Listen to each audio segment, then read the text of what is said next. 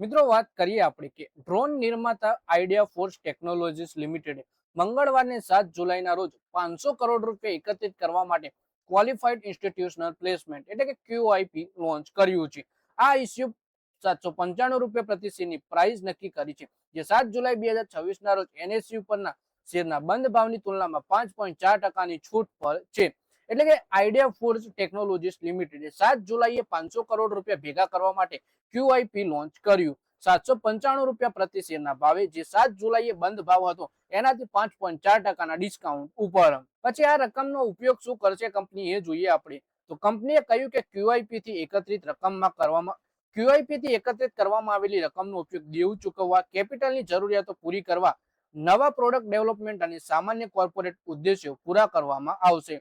આ પહેલા કંપનીએ ફંડ રેઝિંગ કમિટીએ QIP લોન્ચને મંજૂરી આપતા ₹835 પ્રતિ શેરના ફ્લોર પ્રાઇસ નક્કી કરી, પણ આ મંજૂરી 3 જુલાઈ 2026ના રોજ પોસ્ટલ બેલેટ દ્વારા શેરધારકો દ્વારા પારિત વિશેષ પ્રસ્તાવ બાદ આપવામાં આવી છે.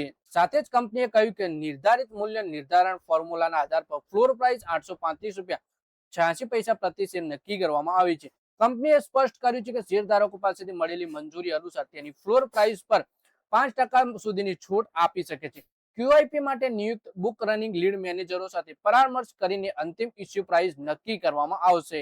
કંપનીના પ્રદર્શન વિશે વાત કરીએ તો માર્ચ 2026ના ક્વાર્ટરમાં આઈડિયા ફોર્સે 60 કરોડ રૂપિયાનો ચોખ્ખો નફો નોંધાવ્યો છે, જ્યારે એક વર્ષ પહેલા સમાન ક્વાર્ટરમાં તેને 26 કરોડ રૂપિયાનો ચોખ્ખી ખોટ પણ ગઈ હતી. એટલે કે લોસમાંથી કંપની પ્રોફિટમાં આવી છે. કંપનીએ રેવન્યુ એક વર્ષ પહેલા 20 કરોડ રૂપિયાથી વધી 141 કરોડ રૂપિયા પર પહોંચી ગયું. આ વૃદ્ધિ મુખ્ય રૂપથી ડિફેન્સ ઓર્ડરના કારણે થઈ છે, જ્યારે કંપનીનો એબીટા ગયા વર્ષે 22 કરોડ રૂપિયાથી ખોટથી સુધરી 62 કરોડ રૂપિયાના નફા ઉપર પહોંચ્યો છે. કંપનીના અનુસાર માર્ચ ક્વાર્ટરમાં રેવન્યુ 86% યોગદાન ડિફેન્સ સેક્ટરથી આવ્યું, જ્યારે બાકીની આવક સિવિલ એપ્લિકેશનથી પ્રાપ્ત થઈ. કંપનીએ એ પણ જણાવ્યું કે તે ભવિષ્યમાં ભારતીય સશસ્ત્ર દળોની ખરીદી પ્રક્રિયામાં તેની ભાગીદારી વધારવા માટે લડાયક ડ્રોન સેગમેન્ટમાં પણ વિસ્તરણ કરી રહી છે. ક્વાર્ટર પરિણામો બાદ બ્રોકરેજ હાઉસ IIFLના સ્ટોકની રીડિંગ રિડ્યુસથી અપગ્રેડ કરી બાય કરી દીધી છે. સાથે જ બ્રોકરેજે ટાર્ગેટ પ્રાઇસ ₹271 થી વધારી ₹1187 કરી દીધો છે. આઈઆઈએફએલનું કહેવું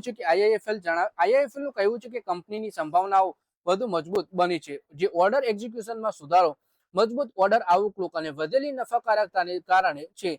મંગળવારે આઈડિયા ફોર્સ ટેકનોલોજીસના શેર ₹840 પર બંધ થયા, જે 14.45ના ઘટાડા સાથે 840 પર બંધ થયા હતા. તો મિત્રો, આ વિડીયોમાં વાત કરી આપણે ડ્રોન બનાવતી કંપની આઈડિયા ફોર્સના શેર વિશે. કંપનીએ 7 જુલાઈના દિવસે 500 કરોડ રૂપિયા ભેગા કરવા માટે QIP લોન્ચ કરી દીધી છે ₹795 પ્રતિ શેરના પ્રાઇસ પર, પણ હજુ સુધી આની ફાઇનલ ફ્લોર પ્રાઇસ નક્કી કરવાની બાકી છે. તો મિત્રો, આ વિડીયોમાં બસ આટલું જ. હવે મળીએ આવનારા વિડીયોમાં. ત્યાં સુધી વિડીયોમાં લાઈક કરો, કોમેન્ટ કરો અને વિડીયો પોતાના મિત્રો સાથે ફેસબુક, ઇન્સ્ટાગ્રામ, વોટ્સએપ બધી જગ્યાએ શેર કરો. શેર બજારની આવી જ માહિતી ગુજરાતીમાં જોવા માટે તમે ચેનલને સબસ્ક્રાઇબ કરી ઘંટડી દબાવી દેજો અને આપણા ફેસબુક પેજને પણ ફોલો કરી લેજો.